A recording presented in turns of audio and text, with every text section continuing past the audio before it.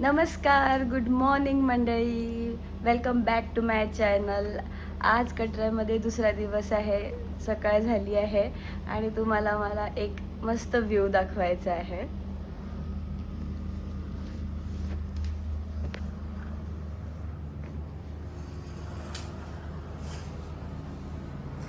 भाई हे बघा, रूममधून मस्त पहाड दिसत आहे. ओके ओके व्ह्यू आहे, बट सकाळी उठल्यानंतर हा व्ह्यू मनाला एकदम वेगळीच खुशी देते. सॉरी. काय मस्त व्ह्यू आहे यार. अजिंक्य कसं वाटत आहे? मस्त एकदम क्लिअर स्काय, प्लेझंट वेदर, खरंच. आहे पण खूप चांगलं आहे इथे. भारी वाटतं. ते बघ तिथे मंदिर पण आहे वर, ते फोन करून दाखव. ओबे, हे तर मला दिसलंच नाही. ओ सही, एक नंबर बे. मला खरंच नाही दिसले. एक नंबर, खतरनाक. Enjoy the view guys. चला आता आम्ही मार्केटला जाणार आहे आणि आमचं ट्रॅकिंग आहे संध्याकाळ. तर आता आम्ही मार्केटला जाऊ आणि तिथलं दाखवू कटरा मार्केट. आज थोडं आम्ही जेवण चांगलं करू यार, कारण की आम्हाला काल आणि परवा ट्रेनमध्ये जेवण काही एवढं खास नाही भेटलं. त्याच्यामुळे जेवायची अशी काही इच्छाच नाही राहिली. म्हणून आता मार्केटला जाऊ, जेवण वगैरे करू. तर तेव्हा भेटूच. बाय. तर इथे आमचं जेवण आलेलं आहे.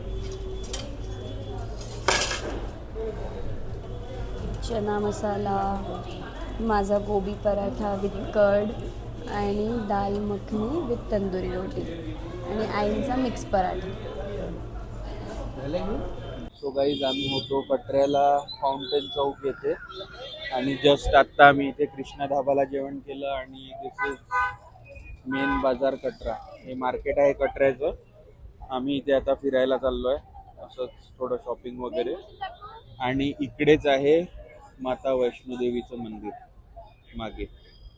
तर आमची चढाई आम्ही संध्याकाळी स्टार्ट करणार आहे यात्रा. सध्या आम्ही मार्केट एक्सप्लोअर करतो पहिले. तर इथे बाबा आणि अजिंक्य न्यू सिम घेत आहे. जम्मू आणि काश्मीरमध्ये प्रीपेड सिम चालत नाही, तर पोस्टपेड सिम घेत आहे. आम्ही अजिंक्यचं सिम ऑलरेडी पोस्टपेड केलं होतं, सो आता बाबासाठी घेत आहे. इथे येऊन सिम घ्यावं लागेल. Pink pink.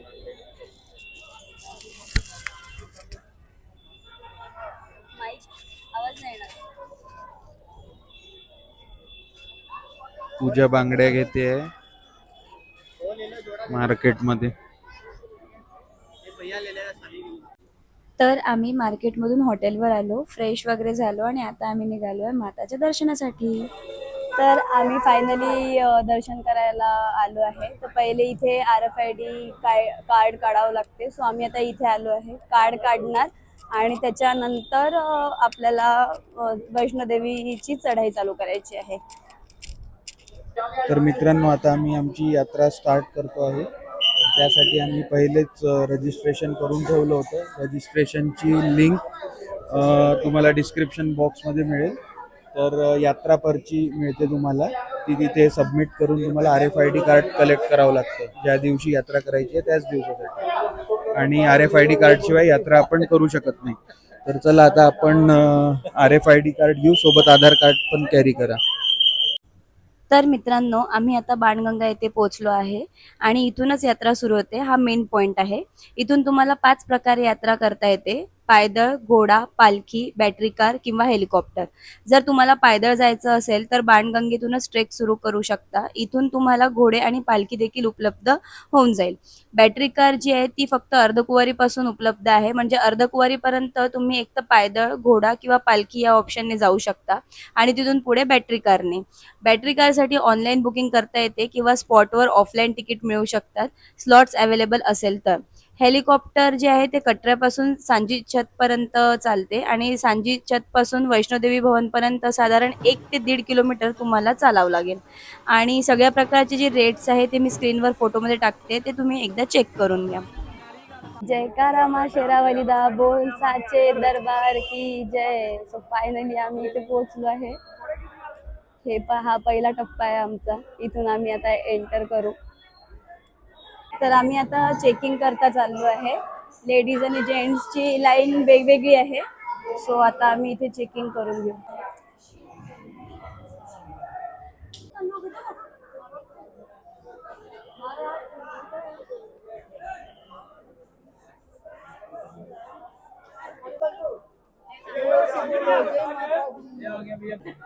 आत्याला घोड्यावरती बसता येत नव्हतं म्हणून त्यांनी उचलूनच घोड्यावरती बसवलं, बट सेफली बसवलं.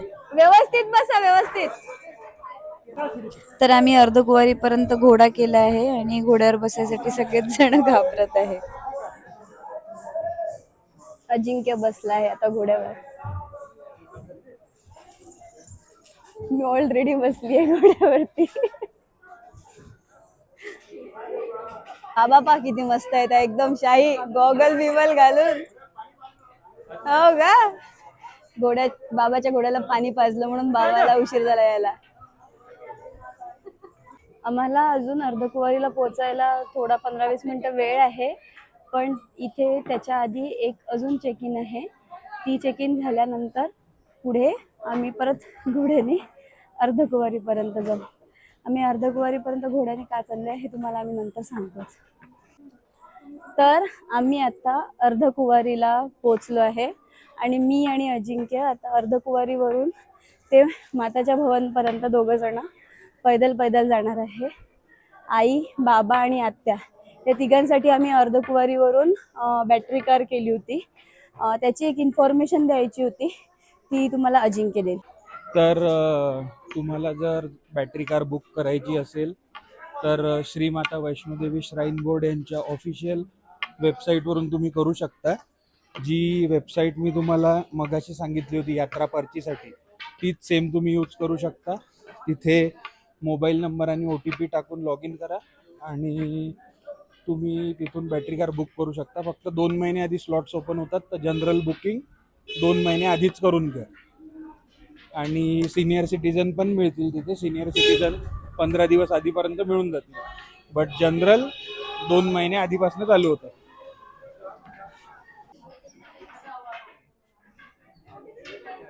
जयकारा मा शेरावाली दा बोल साचे दरबार की जय. जोर से बोलो, सारे बोलो जय माता दी. तर आम्ही आता हिमकोटीला पोहोचलो आहे. इथे पण चेकिंग पॉइंट होता आणि आता इथून 3 किलोमीटर राहिलेलं आहे देवीचं भवन. टोटल मला असं वाटतं आता किती चेक पॉईंट मला माहित नाही. एक अर्धकुवारीला चेक पॉईंट लागला आम्हाला, त्याच्या आधी एक मेनवाला जो मी तुम्हाला दाखवलाय तो, त्याच्यानंतर अर्धकुवारीला आणि आता हा तिसरा हिमकोटीचा चेक पॉईंट आहे.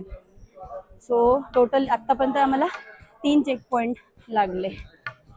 आता इथून 3 किलोमीटर बाकी आहे. बोल साचे दरबार की जय. जय माता दी, जय माता दी, जय माता दी, जय माता दी. फायनली आम्ही पोचलो आहे आणि माताचं भवन तुम्ही बघा किती सुंदर दिसत आहे.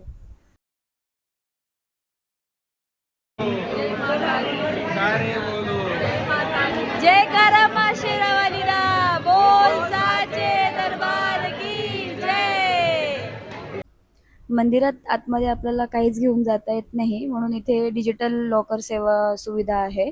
सो आम्ही इथे ती सुविधा घेतली होती. याची काहीतरी 2 तासाचे 50 रुपये वगैरे काहीतरी आहे आणि खूप सेफ आहे. सो तेच आपल्याला सगळं ऑपरेट करून देतात आणि आपण फक्त सामान वगैरे ठेवायचं आणि ते बंद करायचं, ते डिजिटली बंद होऊन जाते. सो हे खूप छान आहे लॉकर सुविधा.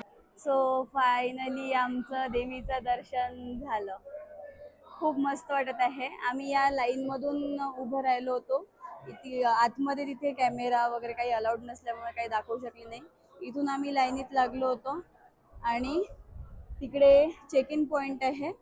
त्या चेक इन पॉईंटवरती तुमचं सगळं चेक करतात. तुमच्याजवळ काही असलं वगैरे तर ते सगळं घेऊन घेतात.